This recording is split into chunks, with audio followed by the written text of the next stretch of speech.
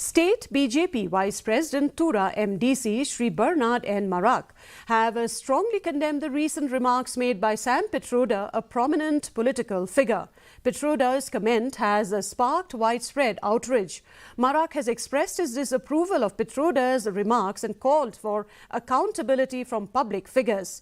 This condemnation highlights the growing dissent over Pitroda'S controversial remarks and underscores the importance of responsible speech in public discourse. Chinese, Africans, Arabs, this is not fair, and he should apologize for his racist remark. I strongly condemn the racist remark made by Sam Pitroda, who said that Northeasterns looks like Chinese.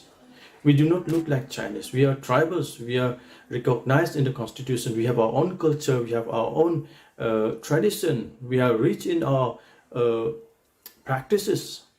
We are unique people of the country.